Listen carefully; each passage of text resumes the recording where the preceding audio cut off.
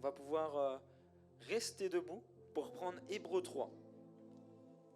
Hébreux 3. C'est notre texte de base. Alors avant de commencer, j'aimerais honorer le prophète David Bosley. Alléluia. Est-ce que quelqu'un peut acclamer pour sa vie?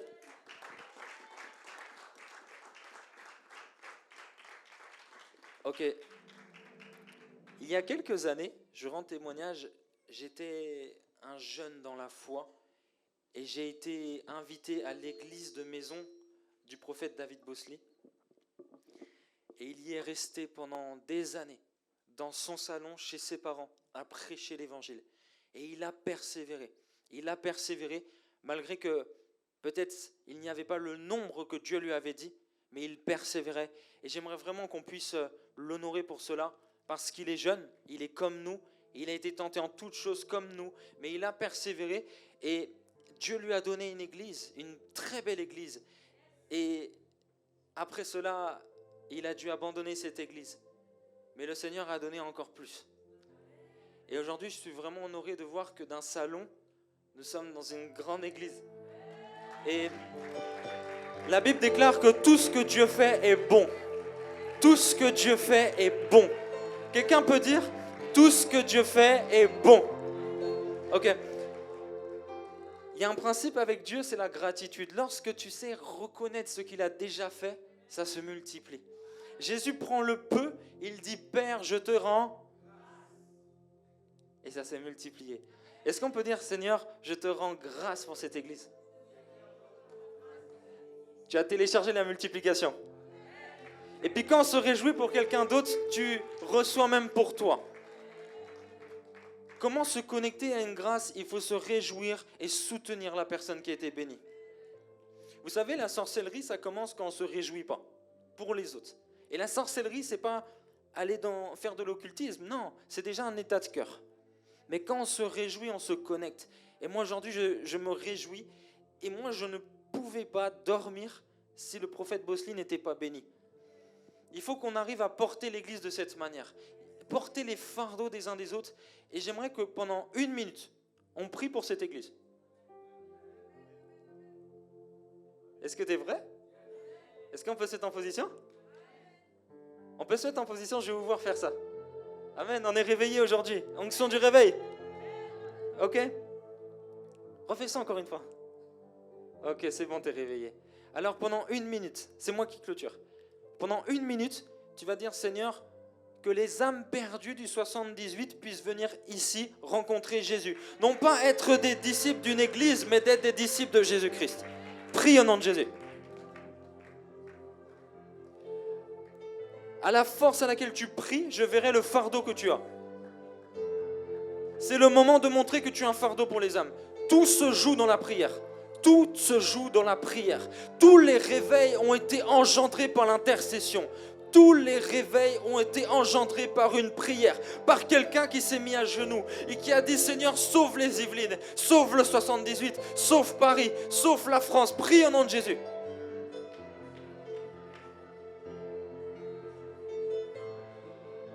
Oh Seigneur Jésus, je veux bénir cette église, Seigneur Père, de bénir, Papa, ce lieu, je le bénis dans le nom de Jésus. Et je déclare, Seigneur Jésus, que cette église, Seigneur Papa, fera des disciples de Jésus, qu'ils feront des disciples de Christ, Seigneur. Que dans cette église, que les gens qui rentrent, Seigneur, rencontrent Jésus-Christ de Nazareth. Seigneur, je te demande de sauver Paris, de sauver la France, de sauver, Papa, toutes les personnes qui n'ont pas Jésus. Je te demande, Père, de sauver la France. Au travers de cette église, utilise cette église, utilise le prophète, utilise-les, Père, pour sauver les âmes. Je demande, Père, à ce que tu puisses agir dans cette église, à ce que tu puisses agir dans cette église.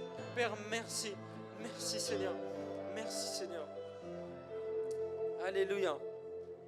Merci, Père. Vous sentez l'atmosphère, elle est tellement bonne. Elle est tellement agréable, elle est douce. Elle nous fait du bien. Alors, merci, prophète et ami David Bosley. Merci beaucoup pour l'invitation. J'ai été très honoré. C'est vraiment un honneur. Et nous allons prendre Hébreux 3 à partir du verset 7. Pour ceux qui ont leur Bible papier, c'est super. Pour ceux qui n'ont pas leur Bible papier, c'est super aussi. Parce que vous l'avez sur le téléphone. C'est notre texte de base.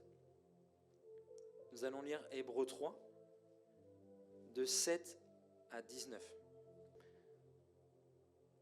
Nous lisons la parole du Seigneur. C'est pourquoi, selon ce que dit le Saint-Esprit, aujourd'hui, notez aujourd'hui, dites aujourd'hui, si vous entendez sa voix, n'endurcissez pas vos cœurs, comme au jour de la révolte, le jour de la tentation dans le désert, où vos pères me tentèrent pour m'éprouver, où ils virent mes œuvres pendant 40 ans.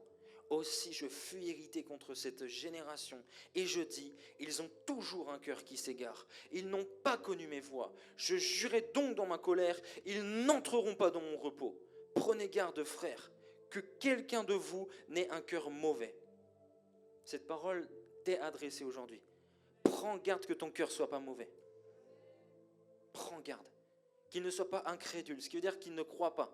Si tu n'as pas la foi, tu dois te repentir. Au point de se détourner du Dieu vivant.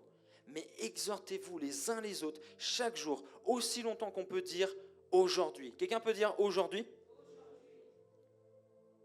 Afin qu'aucun de vous n'endurcisse par la séduction du péché.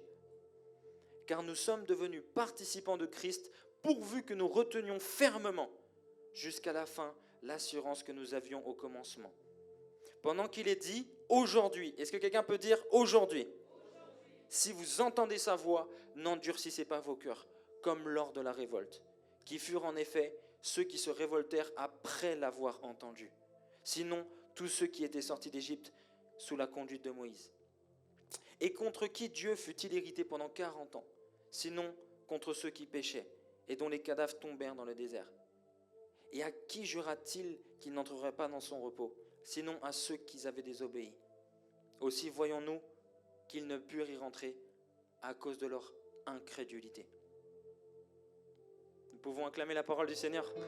Amen, vous pouvez prendre place.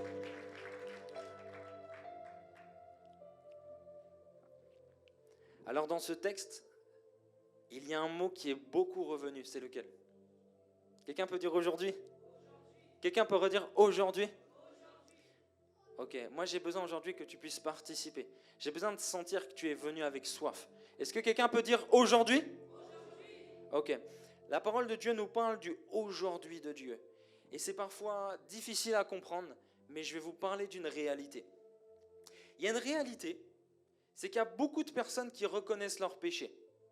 Il y a beaucoup de personnes, que ce soit des païens, que ce soit des musulmans, que ce soit des juifs, que ce soit des chrétiens, des évangéliques, des protestants, des catholiques, des humains, mais qui reconnaissent leur péché. Il y en a plein. Oui, je reconnais, j'ai menti, tout ça. Et il y en a beaucoup qui reconnaissent qu'ils ont besoin du salut. Il y a beaucoup de personnes qui ont cette conviction qu'ils ont besoin d'être sauvés. Mais il y a une autre réalité, c'est que ces personnes-là, ils réalisent qu'ils ont péché, ils réalisent qu'ils ont besoin de salut, mais ils retardent leur repentance. Alors j'aimerais qu'on puisse prendre des notes aujourd'hui parce que ça va être costaud. Amen. Il y a beaucoup de personnes qui reconnaissent qu'ils ont fait du mal, mais ils mettent du temps à se repentir. C'est-à-dire, tu sais que tu as péché, tu sais que tu as besoin d'être sauvé, mais tu ne vas pas faire cet acte de repentance. Tu vas peut-être même demeurer dans le péché. Il y en a énormément. Et dans ce monde, il y a beaucoup de personnes qu'on doit sauver en prêchant l'urgence. Vous savez, nous, on aime bien parler de l'évangélisation à Focus. On aime bien parler de l'évangélisation. Mais le Seigneur, une fois, m'a parlé. Je faisais des partages bibliques entre chrétiens. Non, même avant ça, je faisais des évangélisations. Alors on partait dans la rue et on allait témoigner, on prêchait l'évangile, après on allait voir les gens, on leur donnait des flyers, on offrait des Bibles, on allait à Nantes, on allait à Reims, on allait à Marseille, on allait à Montpellier, j'ai fait beaucoup de villes en France. On a été dans beaucoup de villes et c'était super. Et un jour je marche, et il y a une sœur que Dieu utilisait puissamment, elle me dit « Hello Cospiel, j'ai juste une question ». Et là je sens que ça va être dégâts. Elle me dit « Je vis avec mon copain, j'ai des relations avec lui, mais est-ce que c'est grave ? Est-ce que c'est grave parce que Dieu il m'utilise ? Enfin voilà, se dire que Dieu il est avec moi, tout ça. Elle me pose une question, c'est même pas d'un bébé spirituel, c'est carrément de quelqu'un qui n'est pas né. Elle est vraiment pas née en fait, elle est même pas née de nouveau. Et elle sert le Seigneur. Alors le Seigneur me dit, à partir d'aujourd'hui, tu ne vas pas évangéliser les païens, tu vas évangéliser les chrétiens. Et j'ai commencé à porter l'évangile aux chrétiens, à porter l'évangile à ceux qui disent « je vais à l'église, je suis chrétien, depuis ma tendre enfance, je vais à l'église, église évangélique, je sers à la chorale, je fais le piano, je prêche ». Moi, j'évangélise ces gens-là. J'aime évangéliser les chrétiens.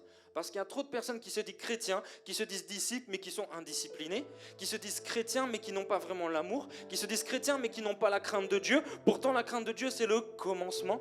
La Bible dit que le commencement, c'est la crainte de l'Éternel. Mais il y a beaucoup de personnes qui se disent chrétiennes et qui ne marchent pas avec la crainte. Alors, j'ai commencé à les évangéliser et j'ai fait ce qu'on appelle les partages bibliques. Mais c'était un piège. En fait, on se mettait tous ensemble, on était 30, 40, des fois jusqu'à 70. Et s'il y a des Belges sur le live, 70, on était 70, 70 et on partageait la parole. Mais en fait, je cherchais à les évangéliser. Je faisais un appel au salut, je priais pour eux, je chassais les démons. Et j'ai réalisé qu'en fait, Dieu avait déposé l'urgence dans mon cœur. L'urgence de la repentance. La repentance est associée à l'urgence. Il ne faut pas te dire, un jour, tu accepteras Jésus. Un jour, tu devras te repentir pour ce que tu as fait. Un autre jour, parce que la Bible dit... Il y a quelqu'un qui suit aujourd'hui. La Bible dit... Ok, je veux que tout le monde le dise. La Bible déclare... Ok, tout le monde ne l'a pas dit. Quelqu'un peut dire aujourd'hui? Aujourd'hui, si tu entends ma voix. Et il y a 6 raisons pourquoi il ne faut pas faire les choses demain, mais aujourd'hui. Il y a 6 raisons. Dieu a créé le aujourd'hui pourquoi? Pour que tu ne retardes pas les choses. Dieu fait lever un soleil sur les bons et les méchants, c'est le aujourd'hui de Dieu. Il existe un jour, il y a une citation d'un commentateur biblique que j'ai trop aimé. Il s'appelait Charles John Ellicott et il a dit « Pour chaque église, pour chaque nation, pour chaque âme, il y a un présent en or qui ne se reproduira jamais. » Il y a un présent qui ne se reproduira jamais. Et il y a 6 raisons aujourd'hui pour lesquelles on doit faire les choses aujourd'hui, ne pas remettre à demain. La première raison est celle-ci. Le commandement de Dieu, lorsqu'il parle de la repentance, la parole de Dieu accompagne toujours, et là il faut noter, la repentance d'un appel urgent à le faire maintenant. C'est le premier point. J'ai déjà abordé.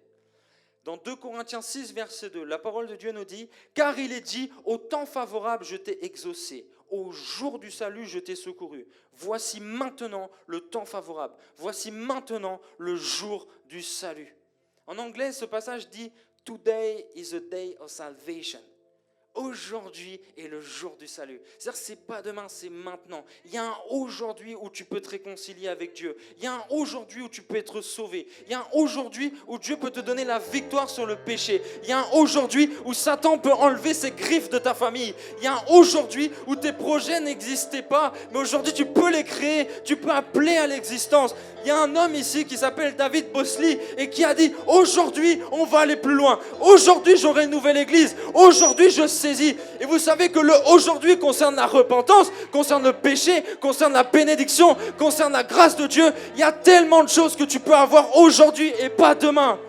Et ça, c'est par la foi. La foi déplace les montagnes. Aujourd'hui, tu dois t'approcher de Dieu et dire « Je saisis mon salut, je saisis la sainteté. » Vous savez que la sainteté, elle est d'abord amorcée par la foi. Elle n'est pas amorcée par la repentance. Avant même de te repentir, tu dois croire que Dieu peut t'aider. Le souci, je sens la présence de Dieu aujourd'hui. Le souci, ce n'est pas la repentance en fait. Le souci, c'est ta foi. Tu ne crois pas que Dieu peut t'aider à abandonner ce péché. La Bible dit tout à l'heure dans Hébreu, on l'a lu, que c'est à cause de leur incrédulité qu'ils n'ont pas été à Canaan. Le peuple de Dieu, ils avaient une promesse. Et puis, ils ont marché et dans le désert, ils ont commencé à douter. Et du coup, ils ont commencé à pécher. Et quand tu doutes, tu commences à pécher. Le péché, c'est le fruit du doute. Pourquoi un homme va voir une femme avant le mariage? Pourquoi? Parce qu'il ne croit pas que Dieu peut lui donner sa femme. Pourquoi une femme va se donner à un homme? Parce qu'elle ne croit pas que Dieu est son tout, que Dieu peut la consoler. Elle a besoin d'être estimée auprès d'un homme parce qu'elle ne croit pas que Dieu peut l'estimer. Le péché est amorcé par le doute. C'est pourquoi la Bible dit que la foi est un bouclier. Parce que quand tu crois, tu ne pèches pas. Quand on te dit, ouais, va faire des magouilles, va créer une société, fais des magouilles. Si tu as la foi, tu as un bouclier. Tu ne vas pas prendre cette flèche qui va te dire de faire des magouilles parce que tu crois que Dieu peut te bénir. Pour vaincre le péché, tu dois marcher dans la foi. Pour vaincre le péché, tu dois marcher dans la foi. Pourquoi il y a des chrétiens qui vont en boîte de nuit? Parce qu'ils ne croient pas que Dieu peut les remplir de joie. Avec le prophète, hier, on a mis une musique, c'était de la compa chrétienne. Et on a dansé. Et j'ai commencé à danser et Maud, elle a rigolé. Le prophète Bossé a rigolé. Et on a passé un moment à 3. Il n'y avait personne. C'était pas une soirée, mais on a rigolé. Et avec ma femme, des fois, on allait dormir chez des amis. Donc c'était il y a 2 jours. Et on a eu un fou rire pendant 30 minutes. Jusqu'à même, j'ai commencé à avoir mal au cœur, tellement que je rigolais. Et on a une joie que je n'avais pas en boîte de nuit quand j'allais à l'époque. Pourtant, j'enchaînais les femmes, j'enchaînais les verres, j'enchaînais les soirées, j'enchaînais les amis. Mais il y avait quelque chose que je ne recevais pas, que je suis en train de recevoir en Christ. Et quand tu goûtes à un bon plat, à un bon vin, tu ne peux pas retourner au mauvais vin. En fait, si aujourd'hui tu pêches, c'est que tu as besoin de rencontrer Christ. Vraiment. Aujourd'hui, tu as besoin de foi. Tu as besoin de plus de foi. Il y a des personnes qui sont tellement tentées par le péché. Et quand le péché se présente devant toi, ce qui te fait consommer ce péché, c'est le doute. Et un jour en Suisse, le Saint-Esprit me réveille et il me dit, le doute est une foi en l'échec. Celui qui doute croit en Satan. Celui qui doute croit en la malédiction. Celui qui doute croit en l'échec. Celui qui doute croit en la condamnation. Celui qui doute croit en ce que Satan a dit de lui. Et c'est l'homme qui a été créé comme ça. Si je te dis c'est quoi un démon, tu sais direct. Si je te dis c'est quoi un ange, tu sais pas. L'homme a été créé pour... En fait, il a été créé pour la gloire de Dieu, mais il a été déchu. C'est-à-dire qu'on est toujours habitué à comprendre ce qui ne va pas. Quand tu écoutes les infos, moi je regarde un jeune qui s'appelle Hugo Décrypte. Il fait des vidéos, il parle des actus du jour. Mais il y a une toute petite partie où c'est la bonne nouvelle. Il y a 7 ou 8 infos qui parlent de problèmes, mais il n'y en a qu'une seule qui parle de la bonne nouvelle. La bonne nouvelle du jour, bon, il y a un homme qui a planté 1000 arbres. On est habitué à être attiré par ce qui ne va pas. Si on marque, oh, il y aura une frappe nucléaire bientôt, tout le monde va regarder. Mais si on marque, il y a une personne qui accueille des enfants orphelins, on ne va pas en parler. On est attiré par le mal. Et aujourd'hui, on doit briller pour montrer que la bonne nouvelle est plus intéressante que la mauvaise nouvelle. Alléluia. On doit semer la foi dans le cœur des gens. On doit être cette lumière qui fait briller. En fait, tu ne sais même pas ce que Dieu l'a mis en toi. Tu ne sais même pas qui est Jésus. Je ne sais même pas qui est Jésus pour toi. Parce que tu dis, je suis chrétien, mais je ne te vois pas témoigner. Je ne te vois pas être une lumière. C'est-à-dire, tu n'as peut-être pas expérimenté le vrai Dieu. J'ai un ami qui m'a évangélisé. Maintenant, il est dans le monde. Et ça me fait mal. Et moi, je ne crois pas qu'on peut abandonner Jésus. Je ne crois pas ça. Si quelqu'un me dit, si on peut l'abandonner, j'y crois pas. Je ne crois pas qu'on peut rencontrer Christ et qu'on peut l'abandonner. Si tu abandonnes Jésus, c'est que tu ne l'as pas rencontré. Et aujourd'hui est le jour où tu vas le rencontrer. Aujourd'hui est le jour où ta famille va le rencontrer. Et il faut aujourd'hui qu'on puisse avoir plus de foi. Pourquoi il y a des gens qui s'énervent? Parce qu'ils ne croient pas que la douceur peut toucher un cœur. Matthieu 5,5, heureux les doux, car ils gagneront le monde. Moi, quand je vois la douceur de mon épouse, je me dis, Seigneur, j'aspire à ça. Et quand je m'énerve et je vois ma femme, je me dis, je préférais choisir ma femme. Je préférais choisir cette douceur. Je suis plus touché par la douceur que par l'énervement. Moi, j'ai déjà quitté une église à cause de l'énervement du pasteur. J'ai déjà quitté une église parce qu'il criait trop, il était en colère, il ne m'aimait pas, il n'avait pas la douceur. Et je crois qu'aujourd'hui, on doit revenir à cet amour, on doit revenir à cette douceur. Mais pourquoi les gens ne sont pas doux ? Pourquoi les gens sont en colère? Parce qu'ils ne croient pas que la douceur touche. Pourquoi les chrétiens ne prient pas? Parce qu'ils ne croient pas que la prière est puissante. J'ai un ami, il a un souci avec un artisan. L'artisan lui dit, tu vas tout me payer maintenant. Lundi, je viens, sinon je tape ta femme et je casse tout chez toi. Il dit, on vient plusieurs, on casse tout chez toi et je tape ta femme en premier. Il m'appelle, il me dit, là c'est chaud. Franchement, Cospiel, faut qu'on prie. Au moment où il me dit ça, moi-même, je me sens intimidé. Je dis, là, c'est chaud son histoire. Tiens, donc maintenant, je fais quoi? Je doute et j'essaie de trouver des gens costauds où j'ai foi que Dieu peut agir. Sur le moment, j'ai pas foi. Alors, je raccroche et je dis, je te rappelle. Et je parle avec Émeraude et Émeraude me dit, on va juste prier. Alors je le rappelle et je dis, bon, on va prier. Je déclare que cet homme va baisser la tête quand il te verra. Je déclare que cet homme aura la paix dans son cœur. Je déclare qu'il ne vous touchera pas. Le jour d'après, un dimanche, et c'est lundi qu'il doit venir. Ok, le dimanche, il vient évangéliser avec nous à la Tour Eiffel. Quand on a évangélisé tout ça, vous avez vu un peu? Ok, il évangélise tout ça, mais je dis, oh, toi demain, tu es censé te faire taper et tu vas évangéliser. Et en fait, il évangélise et il gagne 3 personnes à Christ. Alléluia. Même moi, ce jour-là, je n'ai pas eu quelqu'un qui s'est converti. J'étais tellement heureux. Parce qu'en fait, quand tu sors de ta zone de confort, Dieu t'utilise. Alors le gars, il souffre, mais il va évangéliser. Et puis, le jour J, le gars, il arrive. J'aimerais vous demander pardon pour mon comportement. Donnez-moi juste ce que vous avez. En tout cas, je vous demande pardon à vous, madame, à vous, monsieur. Je vous demande vraiment pardon. La Bible déclare que le cœur des rois est comme un torrent entre les mains de l'Éternel, qu'il incline comme il le veut, comme il le veut. Le cœur d'un roi, le cœur d'un président, le cœur d'un PDG, le cœur d'un banquier, le cœur d'un hôpital, le cœur de quelqu'un, Dieu peut l'incliner en ta faveur. Proverbe 16 au verset 7. Lorsque Dieu approuve les voies d'un homme, il dispose même le cœur de ses ennemis. Il dispose même le cœur de ses ennemis. Un jour, je vais au Trocadéro, j'ai pas l'autorisation. La police m'arrête et je dis, mince, comment on va faire? Ils appellent le préfet de Paris devant moi. Et le préfet dit, ok, on va leur laisser 3 heures. Cependant, on va envoyer la police pour les protéger. La faveur de Dieu. Là où l'évangile est normalement hostile en France, Dieu donne sa faveur. On évangélise, la police nous aide même à évangéliser. Quand tu vis un échec dans ce monde physique, c'est que tu l'as perdu en prière. Tout échec dans ce monde physique a déjà été perdu en prière. Je dis à Pasteur Marcelo, comment lever un paralytique? Il me dit, Cosfiel, si tu perds ton combat dans la prière, tu le perds dans le monde physique. Tu dois d'abord croire dans le secret pour croire dans le monde physique. Quand tu es face à un gars qui va pour te taper dans la rue, il faut déjà dans ton cœur que tu aies la paix, sinon il va vraiment te taper. Un jour, il y a un fou dans le métro, il met des chassés aux gens. Et je dis, mais c'est un fou. Et il y a quelqu'un, la porte s'ouvre, il lui met un gros coup de pied. Et il arrive, il court sur moi et il met un coup à côté de mon visage. Après, il me regarde et il est super grand, super costaud. Je ne pourrais rien faire face à lui. Et puis, moi, j'ai que la prière. Je suis comme Moïse. Il dit, je n'ai qu'un bâton. Mais le bâton est fait de bois. La croix est faite de bois. Je n'ai que la croix. La révélation de Moïse. Je n'ai que la croix, je n'ai que Jésus. Il faut que tu n'aies que Christ. Il n'y a pas d'autre solution que la prière. Alors cet homme, il s'approche de moi et je suis comme ça. Ah Seigneur, je te rends grâce. Il est juste face à moi. Il fait peur. Mais je dis Seigneur, je te rends grâce. Et tout le monde dans le métro, ils nous regardent tous les deux. Parce qu'ils se disent, lui là, il va se faire goumer, comme on dit. Lui, il va se faire taper, mais ça va être costaud. Il y a du sang qui va couler. Mais moi, je suis là, je suis dans la paix. Le gars de Saint-Lazare à Montparnasse. Tiens, comment c'était long. Mais le Seigneur campe autour de ceux qui le craignent. Non, mieux encore, les anges de l'Éternel campent autour de ceux qui le craignent.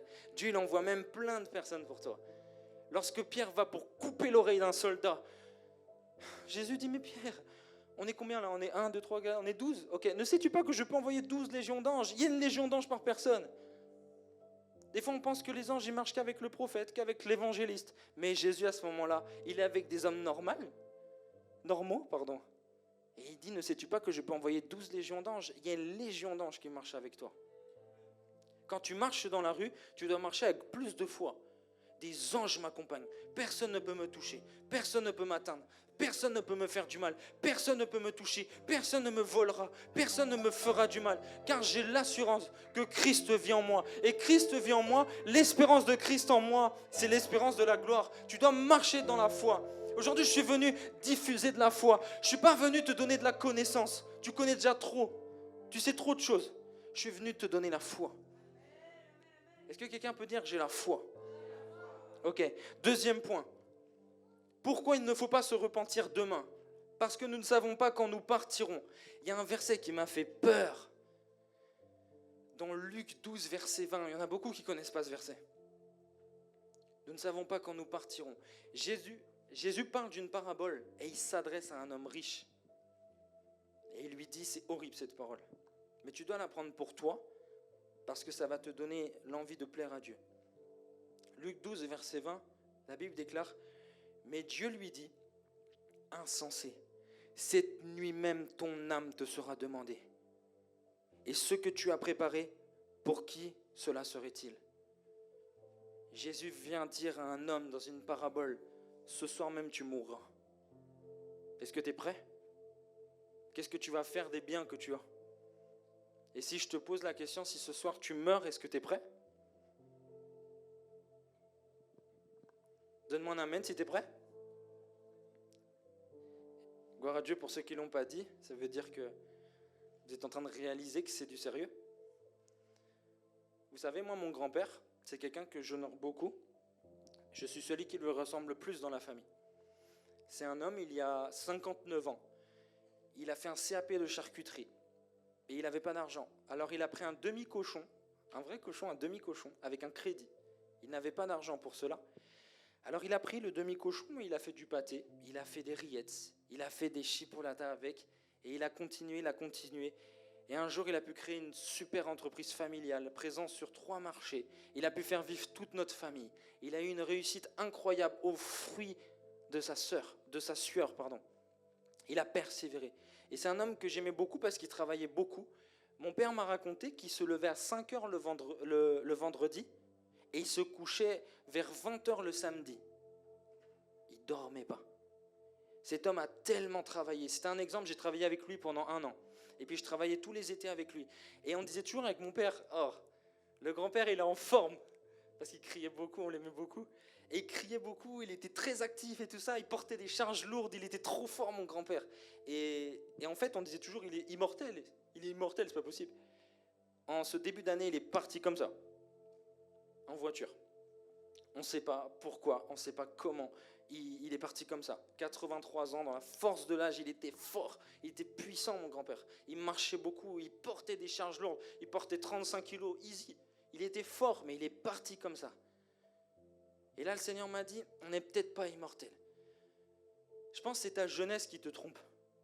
Les gens qui ont un certain âge, ils ont déjà vécu des décès. Ils savent que la vie, déjà, ça peut passer vite. Mais quand tu es jeune, tu te dis, moi, je suis immortel.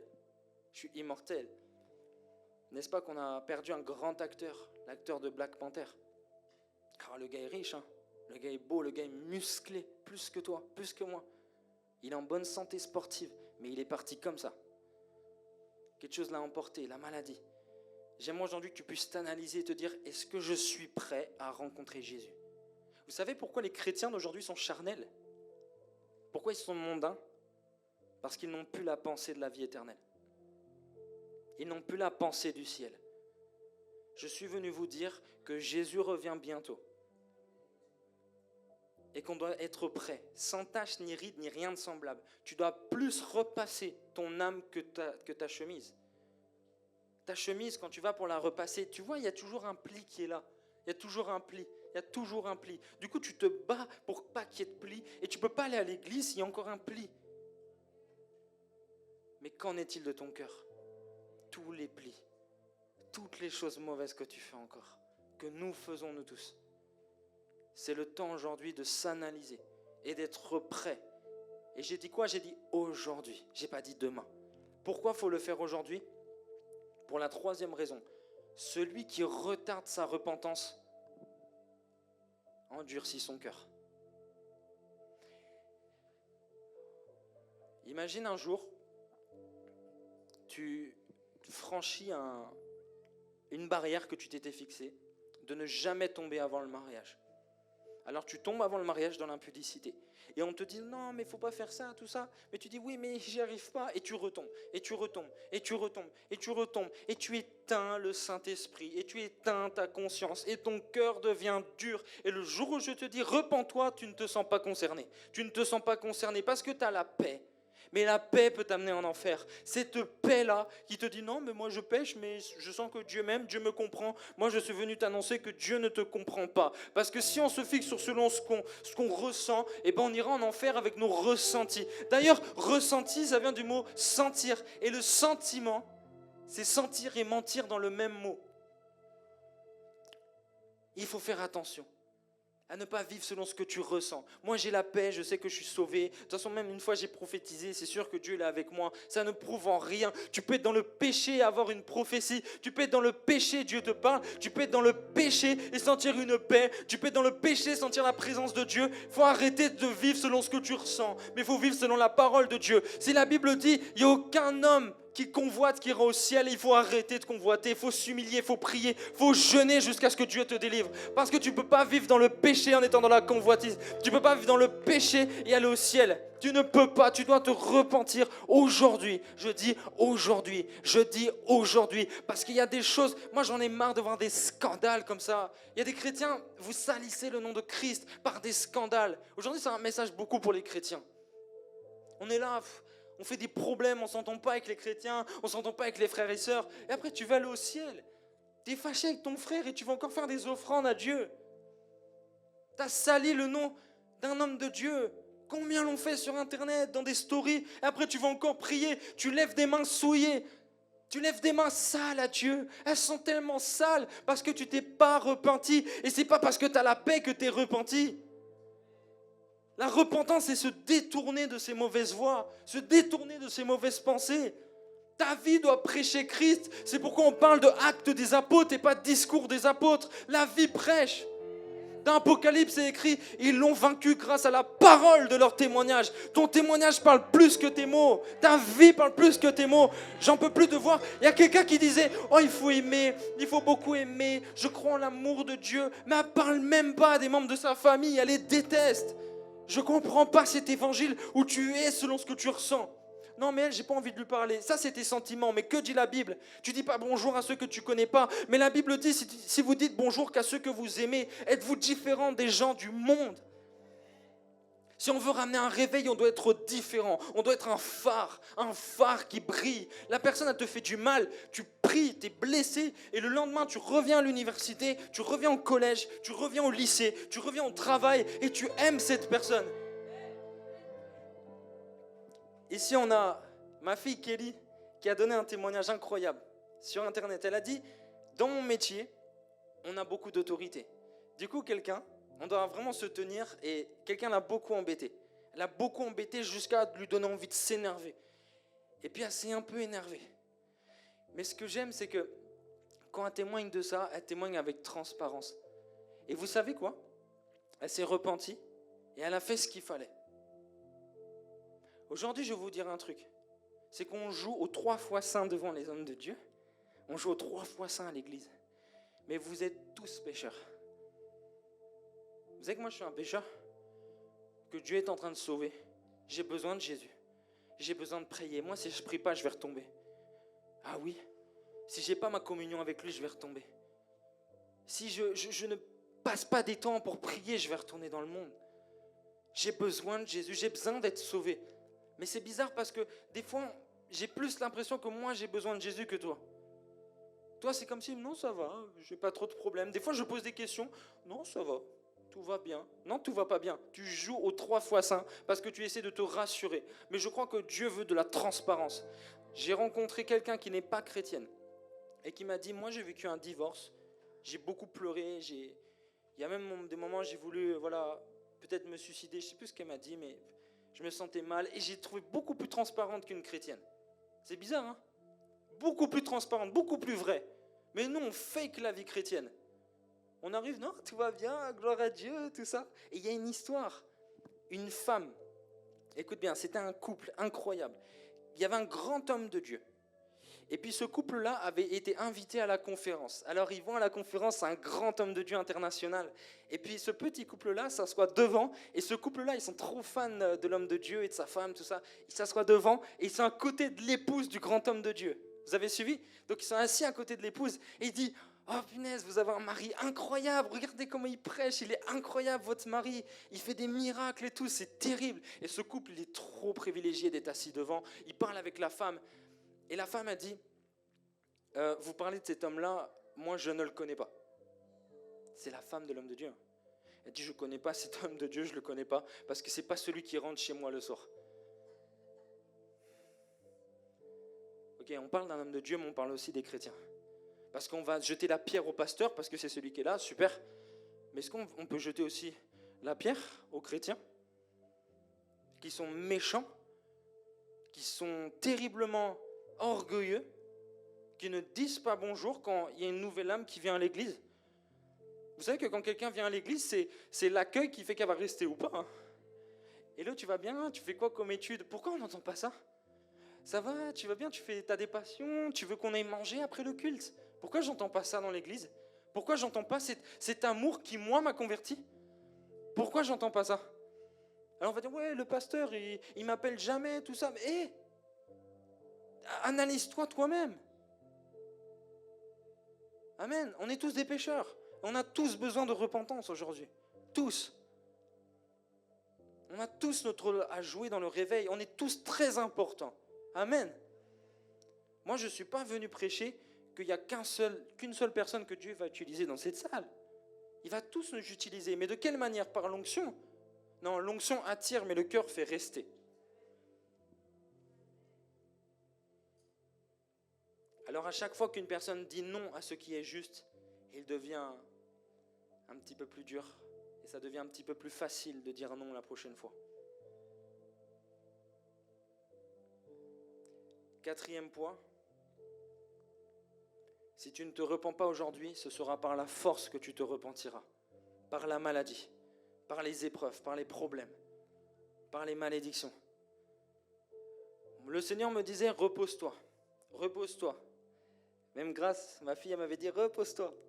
Les gens me disaient, repose-toi, repose-toi. Et je ne me reposais pas. Bosli me disait, le prophète, repose-toi. Et moi, me disait, repose-toi. Et moi, j'ai encore envie d'appeler, j'ai encore envie d'encourager, j'ai envie d'évangéliser, j'ai envie de faire des vidéos, j'ai envie de faire des montages, j'ai envie de servir Dieu parce que j'ai le cœur pour ça. Et Dieu me dit, il faut te reposer. Et je fais 2 conférences Focus on Christ. C'est un truc de fou. Il y a des gens qui reviennent à Christ. Et on continue. Et je peux organiser plein de conférences. Et je dis oui pour une conférence à Orléans. Je dis oui pour une conférence à Bruxelles. Et je continue.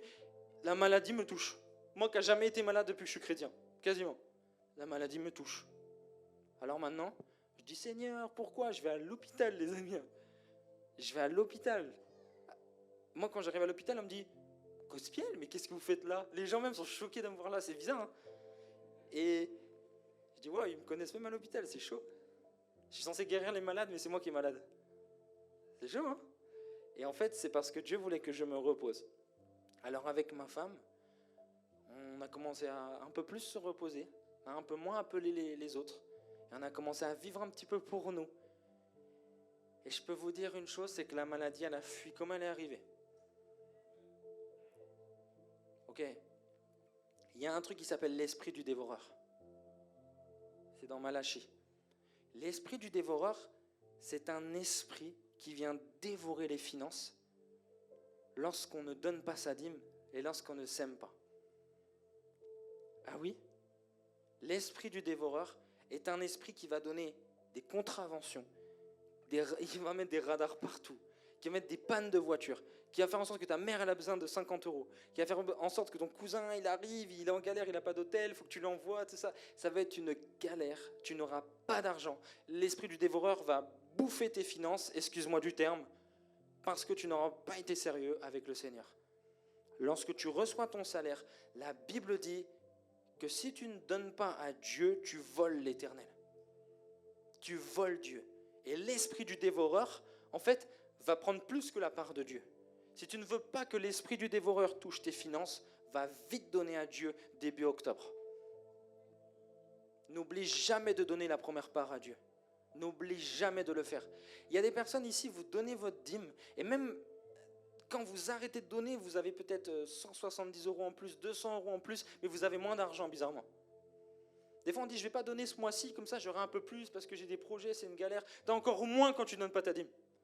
L'argent, il part comme une vapeur. Alors aujourd'hui, il y a des principes, et je dois vous le dire.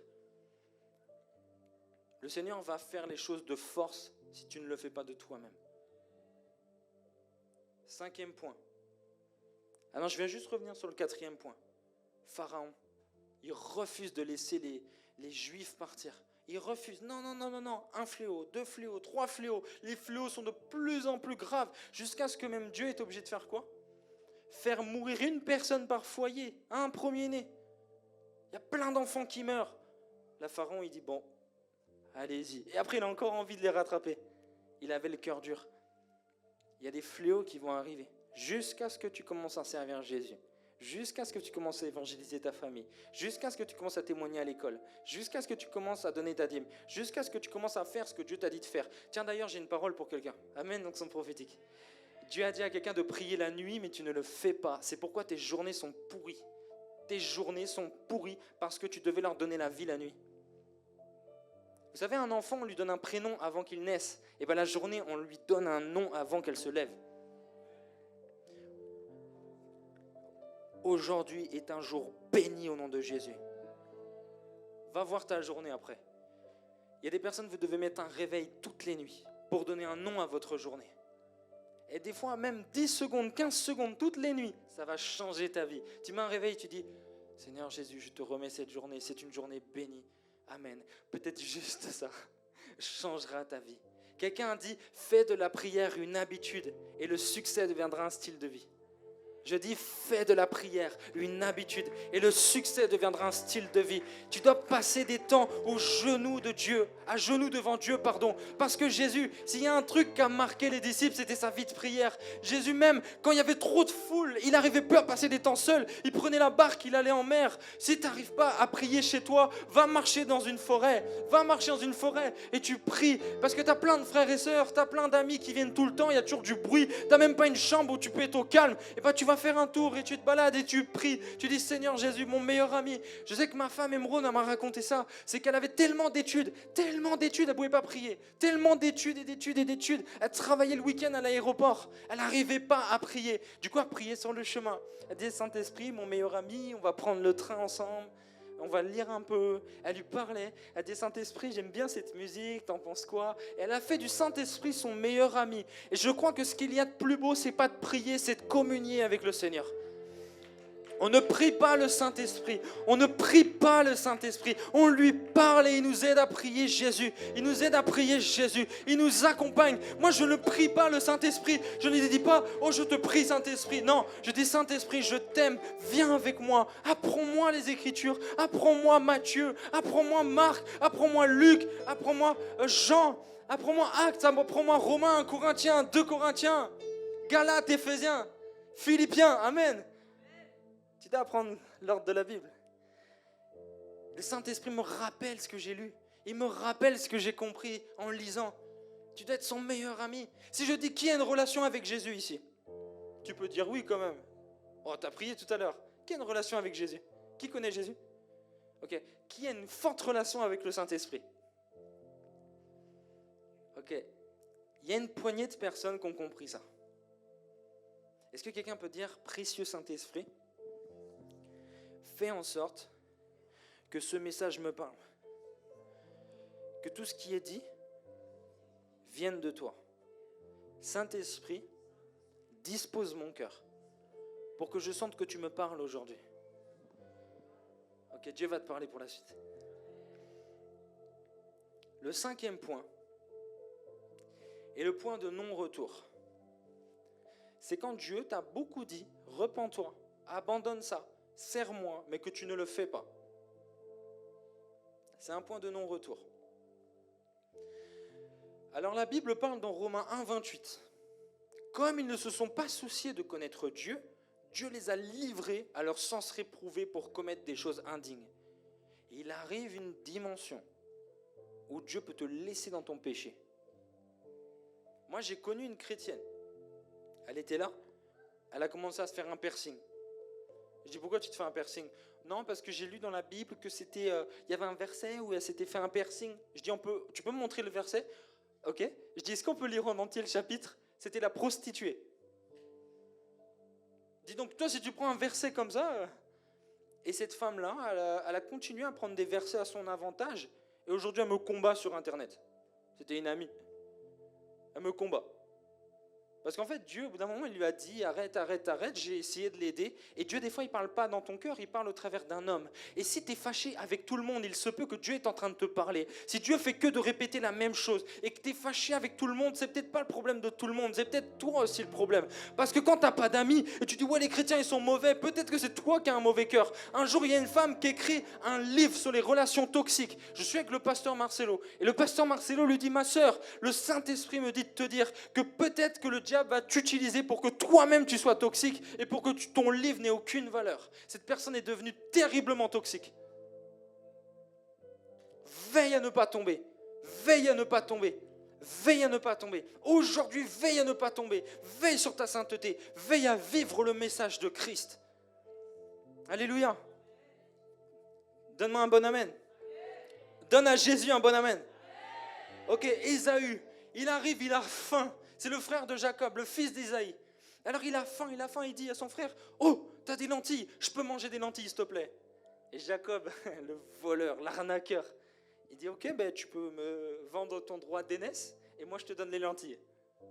Quel échange. Le droit d'aînesse, le dernier pays qui les avait dans ses lois, c'était le Japon jusque dans les années 1940. Et le droit d'aînesse, c'était un document administratif où en fait, ça te permettait de reprendre les affaires et les entreprises de ton père, de prendre l'héritage. C'est-à-dire que c'était l'aîné qui prenait l'héritage. Le droit d'aînesse était aussi une part spirituelle que le père pouvait libérer à la fin de sa vie. C'est-à-dire que le père pouvait bénir l'aîné qui avait le droit d'aînesse. Alors Jacob, il vole la bénédiction. Et tu vas voir comment ça te concerne. La Bible dit dans Hébreux 12, verset 17, « Vous savez que plus tard, voulant obtenir la bénédiction, Ésaü fut rejeté, quoiqu'il la sollicita avec larmes, car son repentir ne put avoir aucun effet. » Est-ce que tu sais qu'il y a des actes qui te condamnent? Est-ce que tu sais qu'il y a des actes que Dieu ne pardonnera jamais? Est-ce que tu sais qu'il y a des conséquences à chaque péché? Je suis venu donner la crainte de Dieu. Le gars, il vend son droit d'aînesse, après il va, non Seigneur, je sais que tu es puissant, je sais que tu es capable, rends-moi mon droit d'aînesse. Dieu l'a rejeté, il lui a dit, pars de là, tu sais très bien ce que tu faisais. Pourquoi Dieu n'a jamais permis à Satan de se repentir? Oui, je me suis posé la question, pourquoi Satan n'a jamais pu se repentir? Dieu est amour. Pourquoi il lui a pas dit, Satan, je te tends encore la main, allez si tu veux, tu peux te repentir? Pourquoi Dieu n'a pas fait ça? Ça nous aurait aidé, non? Satan nous aurait pu tenter? Super. Pourquoi Dieu n'a pas permis que Satan puisse se repentir? Pose-toi la question vis-à-vis du texte. Ésaü, il vend son droit d'aînesse, il demande son droit d'aînesse, et puis Dieu lui dit non. Non, c'est mort. Tu sais très bien ce que tu as fait. Ok. Tout à l'heure dans Hébreux, on a lu quoi?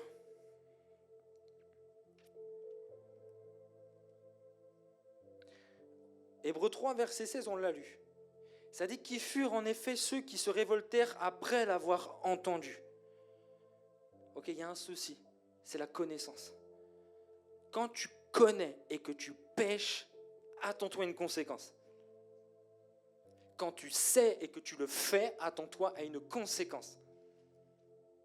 Satan était d'abord un ange de lumière, un ange auprès du Seigneur, qui a récolté la louange, le maître de la louange, le maître de l'adoration. Satan, Lucifer, le grand aimé de Dieu, très proche de Dieu, à la droite de Dieu, juste à côté. Son cœur se tourne. Dieu ne permet pas qu'il puisse se repentir. Pourquoi? Il était trop proche, il savait trop ce qu'il faisait, il était en bonne conscience, il était en train de signer en sachant les conséquences. Et il y a un niveau de révélation où tu sais trop les choses. Et c'est ça que je suis venu te dire, c'est que tu connais déjà trop la parole. Pourtant, tu es encore dans le péché, pourtant, tu es encore dans des choses que tu ne devrais pas faire, mais tu connais trop. Moi, je te dis une chose. Un jour, j'arrive à l'hôpital, je prie pour une chrétienne, et après, j'apprends qu'elle est décédée. Alors que Dieu m'avait dit qu'elle allait guérir. Alors moi, je vais sur sa story. Je dis, mais pourquoi elle est décédée? Moi, j'ai pleuré. Hein. Franchement, c'était terrible. J'ai dit, pourquoi Dieu ne l'a pas guérie? Je vais sur sa story. Après que j'ai prié pour elle, elle fait une story avec du Cardi B. Vous connaissez Cardi B? C'est des musiques profanes, vraiment très, très souillées. Elle écoute du Cardi B après, à l'hôpital, après que j'ai prié pour elle, après que j'ai libéré la guérison sur sa vie. Elle avait un œdème qui est parti devant moi. Elle avait le cou gonflé, le cou a dégonflé, elle a été guérie, mais elle a encore ouvert une porte en connaissant la vérité. Tu viens snapper du Cardi, elle est morte aujourd'hui, 22 ou 23 ans. Et je lui ai posé la question à l'hôpital, comment t'es tombée malade? J'étais chrétienne et j'ai commencé à faire des chichas, à sortir avec des garçons. Quand tu connais et que tu ouvres des portes, il y a la condamnation qui vient. Moi, je ne suis pas venu te condamner, je suis venu t'aider à t'approcher de celui qui veut te sauver, celui qui veut te restaurer. Mais n'ouvre pas de porte, fais attention, ne joue pas avec le péché, ne joue pas avec ça. Si tu sais que tu ne dois pas le faire, ne le fais pas. Alléluia. Je sais que je parle à quelqu'un. Et le 6e et dernier point. En retardant la repentance, tu retardes la bénédiction. En retardant ta repentance, tu retardes ta bénédiction. La Bible dit dans Acte 3, au verset 19, « Repentez-vous donc et convertissez-vous pour que vos péchés soient effacés, afin que des temps de rafraîchissement, alléluia, afin que des temps de rafraîchissement viennent de la part du Seigneur et qu'il envoie celui qui vous a été destiné, Jésus-Christ. » La Bible dit quoi? Quand tu abandonnes ton péché, il y a un temps de rafraîchissement. Quand tu quittes ta copine, Dieu te donne ta femme. Quand tu quittes ton copain, Dieu te donne ton mari. Quand tu quittes la convoitise, Dieu te donne la consécration. Et Dieu m'a dit ceci, la soif pour Dieu baisse quand d'autres soifs augmentent. Alors fais taire les soifs. Je vais te poser une question et c'est un temps très prophétique. Qu'est-ce que le Seigneur aujourd'hui te met à cœur d'abandonner? Ne réponds pas, mais visualise maintenant. Qu'est-ce que tu peux abandonner qui prend sa place? Ah, Satan n'aime pas ça. Vous savez que Satan ne veut pas que je dise ça. Satan veut me combattre pour pas que je dise ça. Qu'est-ce que tu peux abandonner pour que Christ prenne la place? Réfléchis à ça. Pendant quelques secondes. Qu'est-ce qui empêche la présence du Seigneur dans ta vie? Mais je sais qu'il y a quelque chose qui vient. Aujourd'hui, tu abandonnes ça. Ne te sens pas trop pécheur. Sois juste honnête. S'il n'y a rien qui vient, gloire à Dieu. Mais si quelque chose vient, abandonne ça. Moi, ma petite sœur, elle a un parcours exceptionnel avec Christ. Et un jour, je parle avec elle et je sens qu'elle a abandonné sa meilleure amie. Pourtant, c'est une amie qui la soutient. Mais elle avait une part spirituelle dans sa vie. Et sa meilleure amie, en fait, bizarrement, l'éloignait du Seigneur. Et quand elle s'est séparée, ma sœur, elle a découlé dans la foi. Il y a des boulets spirituels qui sont pas très loin de toi. Moi, j'ai été trahi par mon meilleur ami. Ouais, j'ai été trahi par mon meilleur ami, il y a quelques mois. J'avais même pas discerné. Mais il y a des signes qui montrent que tu dois te séparer. Il y a des fois où tu te sens mal à l'aise de ses réactions, tu te sens mal à l'aise de ce qu'il dit, tu te sens mal à l'aise de ce qu'il fait. Discerne. Dis Seigneur, montre-moi, parce qu'il y a un verset très puissant, je sais que le prophète le cite, c'est que Dieu est le Père des esprits. Dieu est le Père des esprits. Ce qui veut dire que Dieu connaît les cœurs de chacun. Et si tu pries et tu vas dans le secret, Dieu va te dire qui est-ce que tu dois considérer. Il se peut que la personne que tu n'aimes pas soit quelqu'un qui t'aide. Moi, je vais vous dire une chose. Au début de ma vie chrétienne, j'aimais pas trop le prophète Bosley. C'est vrai parce que je trouvais que, je sais pas, il était trop charismatique. Je pense que c'était de la jalousie, honnêtement. Au début de ma vie chrétienne, au tout début, je sais pas, j'étais pas à l'aise. On s'était vus, mais il n'y avait pas d'amitié. Et un jour, le prophète Bosley me dit, pourquoi en tant que jeune serviteur, on ne se soutient pas? On est un corps, on doit s'aimer. Et une personne avec qui j'avais des réticences, c'est pas que je l'aimais pas, mais j'avais des réticences. Aujourd'hui, quel ami fidèle il est dans ma vie. En fait, aujourd'hui, je tiens à cette amitié. Et j'aimerais vous dire, aujourd'hui je suis transparent. Vous savez pourquoi je fais ça? Je m'ouvre un petit peu parce que je ne suis pas venu jouer les saints. J'ai fait des erreurs. Je ne suis pas quelqu'un qui a un mauvais cœur, mais je suis quelqu'un qui se trompe. Et je me suis trompé sur la personne en fait. Parce que des fois on ne connaît pas les gens, on juge de loin en fait. Et puis je sais pas, j'étais pas à l'aise parce que je connaissais pas trop le prophétique. Ça, je trouvais que c'était pas comme moi je voulais, tout ça. Mais j'étais un bébé, je comprenais rien. C'est pour ça que quand tu comprends pas, ne dis rien. C'est avec lui que j'ai vu pour la première fois la puissance de Dieu. Moi, ça m'a choqué. Je dis, tiens, c'est quoi ces trucs-là? Il a prié pour quelqu'un était électrisé, la présence de Dieu l'a touché. Et moi, j'étais choqué, je n'étais pas prêt à voir ça. Quand tu ne comprends pas, ne commente pas. Alors, tu peux dire, Père, montre-moi mes amis. Est-ce que je dois marcher avec eux? Ou est-ce que je dois me séparer? Seigneur, tu es le Père des esprits. Sonde les cœurs et montre-moi si je dois marcher avec. Tu dois prier en ces mots. Donne-moi un bon amen parce que tout le monde s'endort. Donne à Jésus un bon amen. La Bible dit dans Proverbe 28, verset 13, « Celui qui cache ses transgressions, ses péchés, ne prospère pas.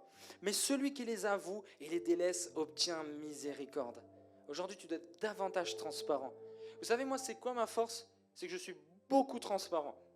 Quand je vais voir un homme de Dieu, moi, je ne joue pas au cospiel. Oh, je suis cospiel, tout ça. Jamais. Moi, j'arrive, je dis non, moi, j'ai rien à vous enseigner, j'ai ça comme problème, j'ai ça comme difficulté, il y a ça que je ne comprends pas. Les gens, ils sont choqués. Ils disent bon.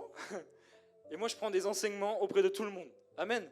Après, je trie parce qu'il y a des choses un peu bizarres. Mais en tout cas, je vise la transparence. Sois davantage transparent avec les bonnes personnes. Prophète, tu vas avoir du travail dans cette église parce que les gens vont arrêter de cacher parce qu'ils veulent prospérer. Jérémie 5, 25, la Bible déclare « C'est à cause de vos iniquités que ces dispensations n'ont pas lieu. Ce sont vos péchés qui vous privent de ces biens. » Ok. Ma propre mère. Ah, moi, j'aime les témoignages. Alléluia. Ma propre mère, je sens que la personne avec qui elle est la bloque dans sa destinée. Alors je dis, maman, tu es une princesse. Et un homme, pour qu'il te touche, doit te marier. Amen. Ma mère a une conviction d'abandonner cet homme. Sa vie a été bouleversée et bientôt, on va la baptiser. Parce qu'elle a vécu quelque chose. Ça s'appelle un réveil personnel. C'est quand tu abandonnes ce qu'il y a de plus dur à abandonner, et bien Dieu te bénit. Dieu te donne ses biens. Dieu te donne sa paix. Alléluia. Quelqu'un aujourd'hui doit abandonner ce qu'il y a de plus dur à abandonner. Dieu va te bénir. Ah, tu n'as pas saisi, c'est pas grave. Il fut un temps où Dieu a fermé la porte de l'arche. Et tout le monde s'est noyé. Il fut un temps où au mariage, ils ont fermé la porte à ceux qui étaient invités. Et ils ont grincé des dents, nous dit la Bible. Aujourd'hui, la porte, elle est en train de se fermer. La porte du salut est en train de se fermer parce que Jésus revient. Elle est en train de se fermer. Et ceux qui ont déjà eu des visions savent que Jésus revient bientôt. Et elle se ferme, elle se ferme, elle se ferme. Rentre vite dans l'arche. Parce qu'à l'époque de Noé, il n'y avait pas eu un nuage dans le ciel. Et il dit, il y aura des nuages, l'eau va descendre du ciel, il va pleuvoir. Les gens disent quoi? C'est jamais arrivé. Il ne va pas pleuvoir, c'est jamais arrivé. Il n'y avait que la rosée le matin. Alors, il dit, non, je te jure, Dieu m'a dit qu'il allait pleuvoir. On va créer une arche. Le gars, il est fou en fait. Mais c'est vraiment arrivé. Quand je dis qu'il y a des personnes ici, si vous demeurez dans le péché, vous allez mourir, ça va vraiment arriver. Repens-toi. Quand je te dis qu'il y aura un enlèvement, un jour on va arriver et il va y avoir une trompette dans le ciel. Une trompette qui va sonner. On va être enlevé. Il y en a beaucoup qui vont rester. Et qu'est-ce que tu vas dire?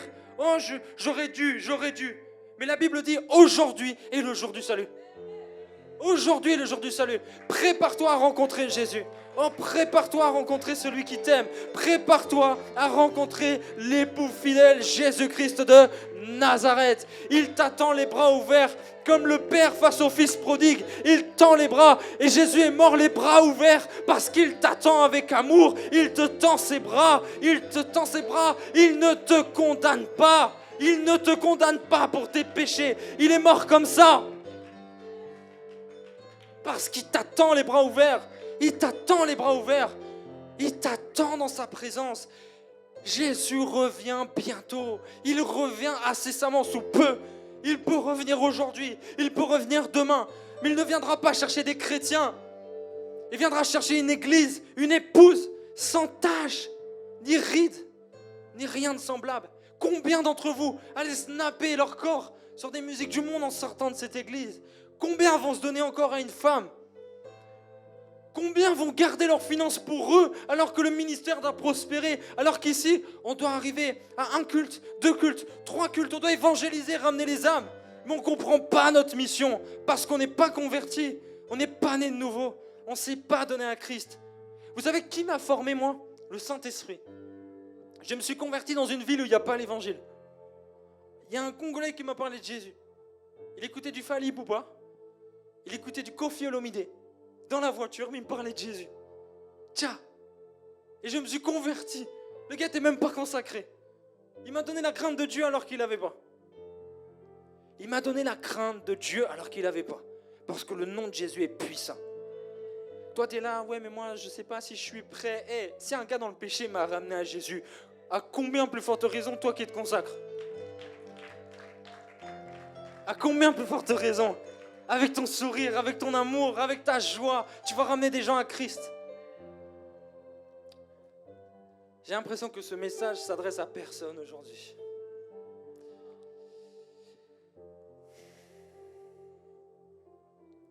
Il y a un passage dans Luc 19, je l'explique rapidement, Zachée. Zachée, c'est un pécheur, un collecteur d'impôts. Un homme qui vient prendre les impôts, si on ne lui donne pas l'impôt, il peut te livrer au bourreau, il peut tuer ta famille. Alors, il monte sur un sycomore, un arbre, parce qu'il y a une grande foule. Et il crie, Jésus, Jésus, j'ai besoin de toi. Jésus le voit et il lui dit, hé Zachée, je vais manger chez toi. Tiens, j'aimerais trop que Jésus mange chez moi. T'imagines Jésus à la table? Oh, on le regarderait comme ça. Tiens, Jésus à ma table. T'imagines, il est là et tu regardes comment il coupe le pain, tu regardes comment il mange. Et tout ce qu'il dit, c'est inspiré et inspirant. Tu regardes Jésus à ta table. Et Zachée, il dit, ok, moi je vais rembourser toutes les personnes. Et à ceux à qui je dois quelque chose, je vais leur donner 4 fois cette chose. Zachée se repent et tout. Et Jésus lui dit, Zachée, à toi de descendre de l'arbre, car il faut que je demeure aujourd'hui dans ta maison. Et Jésus lui dit, le salut est entré aujourd'hui dans cette maison.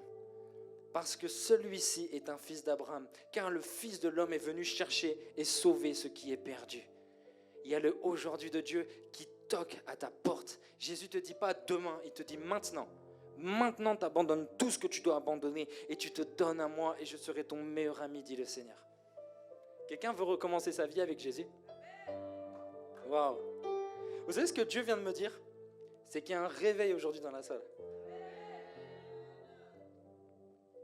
Maintenant, il y a une chose, c'est que le réveil, il faut l'entretenir. Hébreux 10, 25, et c'est le dernier verset que je vais citer. Hébreux 10, 25, la Bible dit « N'abandonnons pas notre assemblée, comme c'est la coutume de quelques-uns, mais exhortons-nous réciproquement, et cela d'autant plus que vous voyez s'approcher le jour. » Ok, est-ce qu'il y a une personne ici qui a reconnu des faiblesses dans sa vie chrétienne récemment? Ouais. Ok. Parmi ceux qui ont levé la main, qui n'a pas d'assemblée, qui ne va pas à l'église régulièrement? Il n'y a pas de honte, mais qui ne va pas à l'église régulièrement? Ok?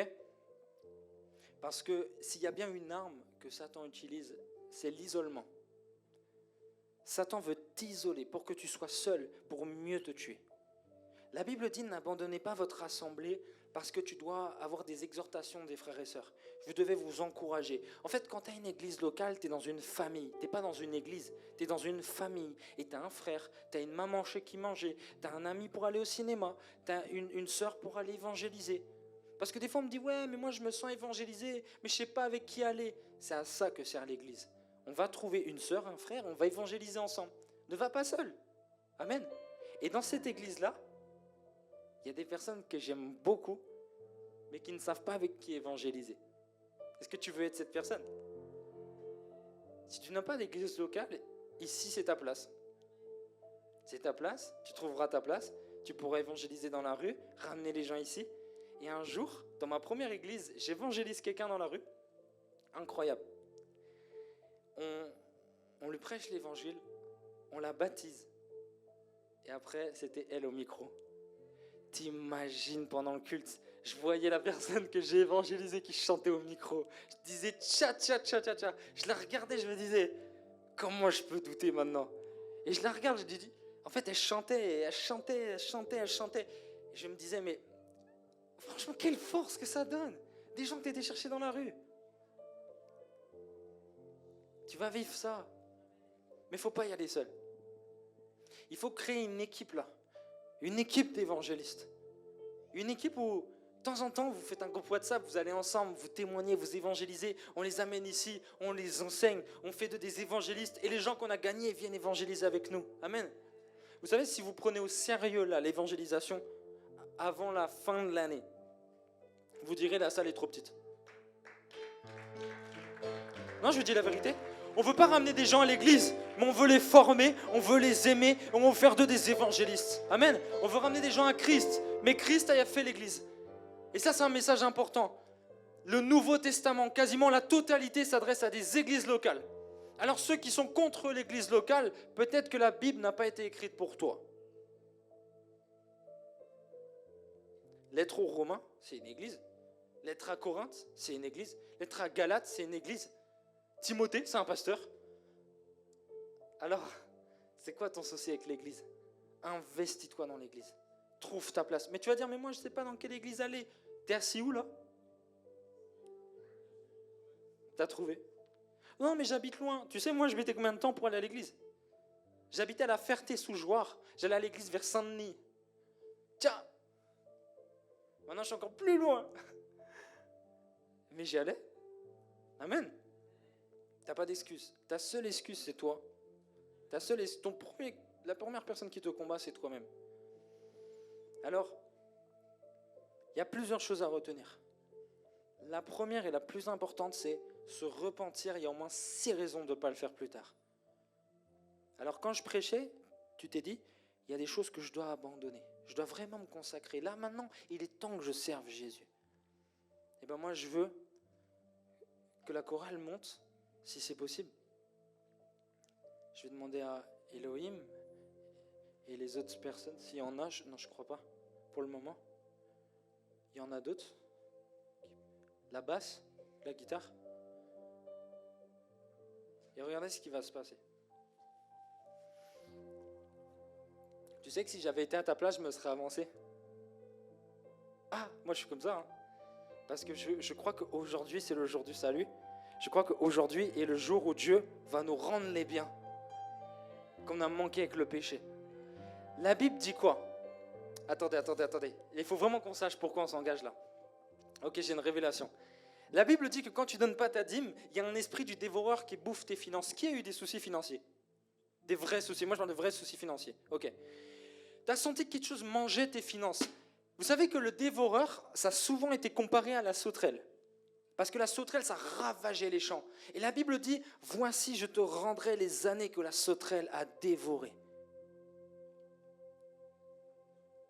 Tu sais qu'il est possible que quand tu t'avances, le Seigneur te rende tout ce que tu as perdu. Qu'il puisse restituer tout ce que Satan a pris. Tu sentais que tu étais utilisé dans le prophétique, et puis tu as commencé à moins prier, et à tomber. Et le prophétique, c'est comme éteint. Quand tu te repentiras aujourd'hui, Dieu va réactiver le prophétique. Dieu va réactiver cette grâce qu'il y avait dans ta vie. Avant, tu avais envie de servir Dieu. Maintenant, tu n'as plus trop envie. Tu te dis, bof, je ne sais pas quoi faire. Avant, tu aimais bien lire. Maintenant, tu n'aimes plus lire. Je crois qu'au travers de cette repentance, Dieu va re-remplir ton cœur. Alors, j'aimerais qu'au travers d'un chant, que le Seigneur vous inspire, on puisse tous fermer nos yeux et se dire que ce n'est pas un jeu. Ce n'est pas un jeu. Ce n'est pas un spectacle et personne ne te regarde.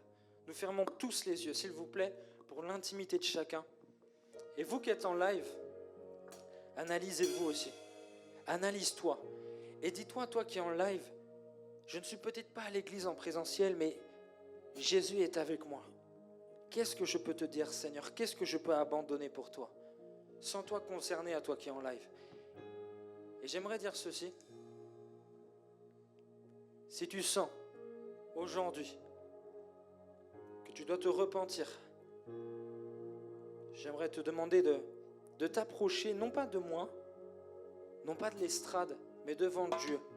Et je vais dire que quand tu t'approches devant, ça sera comme un pas de foi, où tu diras, Seigneur, j'en ai marre de jouer au saint.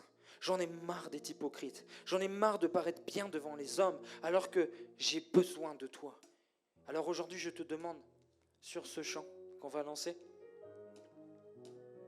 si tu veux bien venir à Jésus, renouveler cette alliance. Vous savez, l'alliance, c'est fort. C'est très fort parce que tu dis à Dieu, prends-moi en charge. Quand tu crées une alliance avec le Seigneur, c'est comme si tu disais, Seigneur, prends-moi en charge. Et moi, je prends en charge ton œuvre.